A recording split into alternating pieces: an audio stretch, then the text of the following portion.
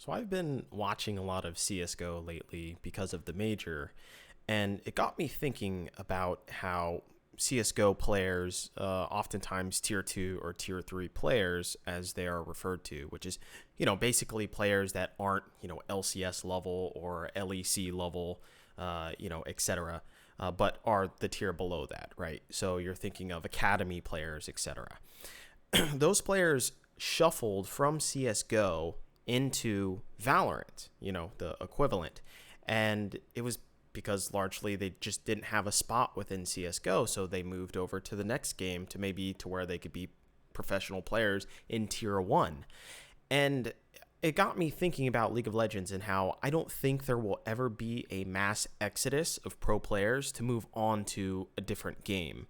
And by that, I mean with the caveat, obviously, of, League of Legends not being a dead game. As long as that doesn't happen, I don't think that there will be a mass exodus like we have seen within CSGO over into Valorant. And I think that's because you can't really translate the League of Legends skill as well as you can of CS:GO to basically any other FPS, right? All FPS games are pretty much the same. You just click on heads, and if you're good at clicking on heads, then you'll be good at, whatever other game to where you have to click on heads. So, obviously that means if you're a CS:GO pro, you'd probably be pretty good at Overwatch, and you'd probably be pretty good at Valorant, even better at Valorant than Overwatch, because Overwatch it's more ability reliant than I would say Valorant is, and Valorant still has more core elements of CS:GO, which is there's really not any abilities. I guess you could consider abilities in CS:GO to be like smokes or grenades or whatever, right? So with that, I think it comes to, I guess, the grandiose thing to where there's a difference between what maybe Valve or maybe players within CSGO and then a Riot and players within, like LCS or LEC or, LCK, etc. And the fact that Riot can do no wrong because players can't jump titles. So that means that they have even less leverage in terms of, taking their skills elsewhere to a different title, right? Like the closest translation you could think of would be Dota, but it's like, who the fuck cares about that game? So I just pissed off a couple of people. But no, actually, I used to play Dota before I actually played League. So, there we go. Patch it up, patch it up. So I think Riot can really do no wrong in this instance, and they have all the leverage in the world because it's like, who else are you going to go work for? That's like, being a corporation or whatnot, and, you hold the keys to someone's destiny necessarily because they need the job, etc., right? So they're kind of at your beck and call. But that's not to say that these skills aren't transferable. League of Legends skills aren't transferable. They actually are, and I think we've seen the capabilities of some players being able to do that. Obviously, you guys are probably thinking of Gamsu or Bishu, which had went over into Overwatch, right? Coincidentally, both of them were actually tank players, which doesn't require the greatest of aim, right? Because you're playing like Reinhardt or some shit, right? So those particular players, they still were able to play at a very high level itself anyways, right? To reach professional status in another game, that's pretty absurd.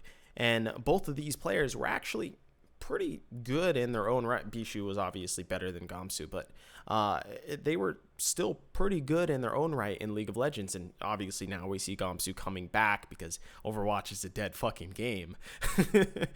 But you can see that these skills are still transferable. If you're generally good at one video game, you'll probably be pretty good, above average, probably well above average than, other people in almost any other game. You look at, I know Huni and Forgiven were actually very highly ranked. Huni was ranked like GM in Overwatch, and then Forgiven was ranked global elite in CS:GO. So it's not like it's unheard of to hear that, League of Legends professional players are good at other games. And in fact, there's actually a fun video that Cloud9 did to where it was the League of Legends team versus the CSGO team when they had, when they were all up in CSGO. And they had them play like, an Aim Labs game to see who could get the higher score. And it was pretty impressive, actually, how good the League of Legends team actually was. Like Vulcan was hella good. Licorice was pretty good too. So it was just kind of a fun thing. But you can see that anyone in professional League of Legends is probably going to be pretty good at a FPS game, but that doesn't necessarily mean that they would be, professional tier level. I don't think that's necessarily the case, and you could even see with the case of Gamsu and Bishu and the fact that they weren't actually the best players in Overwatch at all anyways, right? And so bring it back to League of Legends and the fact that, we see dead regions like Oceania region and the fact that they really haven't transferred games. Their professional players haven't transferred games over into, something like Valorant would probably be like the next move that you would think that they would go to. But a lot of the professional players, from OS that we knew before haven't actually transferred games. You think of like Chip or, you think of, there's not a whole lot of them. Well, you think of the jungler, what's his fucking name? The toxic jungler that I'm talking about. But you think of all these legendary names, I guess, in their own right, over in OS that, have now transferred over into several different regions, and the fact that they still are within League of Legends, right? So it's like, obviously there's a reason for that, and it's probably because they've held their namesake within here, but also because it's very difficult to transfer your skills to a different game. And then, of course, you think of Korean players and LCK and shit and how they continue to get paid shit over there. And that's because they really don't have another game to go to, right? It's like they don't have the skills to be able to transfer over into a different game. Like one big game that's very popular over there is PUBG, but it's like, do the skills of being a League of Legends player really transfer over into PUBG? And, I will say that there are, skills that do transfer over, like I said before, in the fact that largely what video games are is just problem solving. It's all that it really is at the very end of the day. And that's, I guess, what you get better at as you play video games, is that there are problems that you need to solve, and if you solve them correctly, then you become victorious. So that's really essentially all that video games are if you boil down the actual essence of it.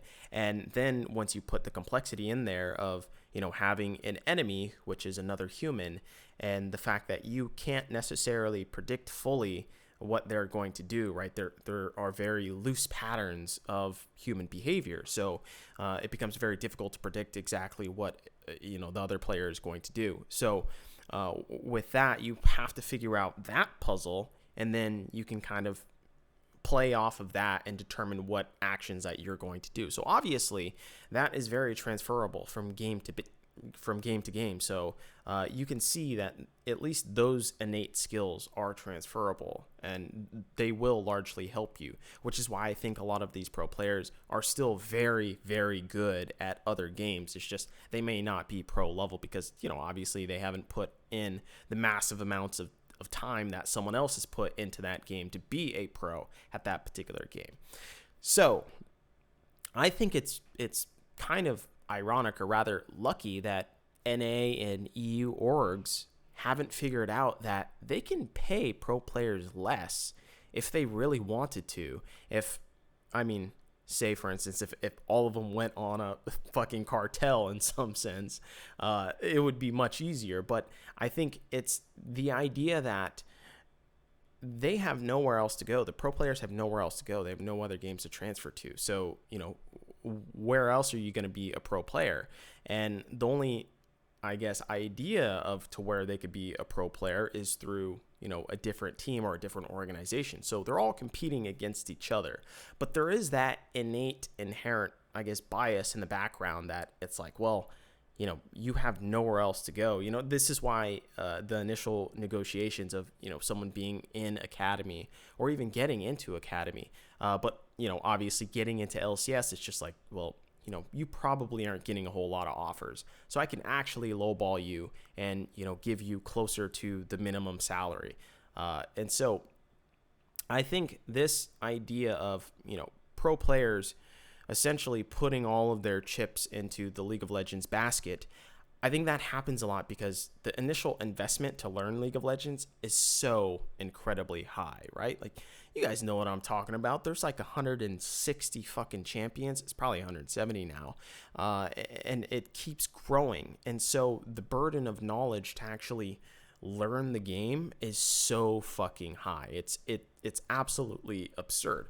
And then, of course, with all the different, items, they keep adding more items or reworking the items. Now we're going to have different elemental drakes and shit probably next year. And, we have like different reworks for specific champions and whatnot. Patches always come out every 2 weeks, so you have to keep on top of it. So the initial investment to learn League of Legends is actually incredibly high.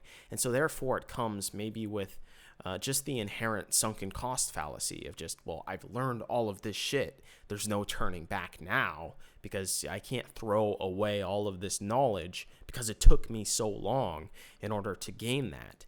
So I think, with games like CSGO or really any FPS, I think there is a difference between that and League of Legends in the fact that I think CSGO requires a higher initial skill than League of Legends. And the reason for that is because you have to kind of have a gift in order to be good at an FPS game, just because of your reflexes and just your primitive mindset in that instance. And I don't ever really see CSGO players go from mediocre to one of the best players. That never happens. You have to have some initial skill for that to actually happen. Same thing, too, with League of Legends to a certain extent, but I think League of Legends is more about studying the game and doesn't rely on reflexes as much. And I think there is a greater refinement in League of Legends than there is in CSGO. It's not to say that CSGO isn't a complex game, because it is when you get down to the nitty-gritty of it, when you actually understand the game to a deeper level, which I don't, and I would fully admit that I don't understand, CSGO to the full capacity, but there is really complex shit like timing your smokes, timing your grenades or your flashes, splitting up the enemy in terms of, if you want to hit the A side or the B side, and you have to split them up, and then you do a rotate and use some utility for the rotate. There's a whole bunch of like little nuances that you can do, which make CSGO more intricate than what would seem to be just on the screen, if you're just looking at it from a bystander. But I think there is way more refinement in League of Legends in terms of that, just because there are so many different elements of it, right? There's different items, there's CS that you have to grab at certain times, or certain wave timings that you have to manage, or certain objectives that you have to go for. So it's just way more complex, I think, and therefore more refinement is capable within League of Legends, which means that your ability to actually grow in skill is way higher in League of Legends than it is in CSGO. Versus in CSGO, you need an initial base, an initial skill to fall back on any time. So all in all, I think League of Legends itself is a very high initial investment, which is why you don't see a lot of players moving from the game over into a different title. And I like to think of it also akin to something like, a fucking stripper or a bartender job. And the fact that it pays very good in the very beginning, right? And it's actually a great job. You could make like $80,000 a year as a stripper or a bartender. I actually know people that are bartenders that make like $80,000 a year. But the problem with it is that it is a limited capacity job, and the fact that the skills aren't necessarily that transferable into other things. So that means that you can get fucked by that industry if something catastrophic happens, or two, if just that industry wants to fuck you, right? Like, we all know what happened with COVID, in terms of all of this, and the fact that, a lot of my bartender buddies, were out of a job, right? Because they couldn't serve drinks, nothing was open, etc., right? So that fucked them because they were stuck within that industry and limited with their own skills. So I think that is very similar in the League of Legends landscape, and the fact that, they're all bartenders essentially.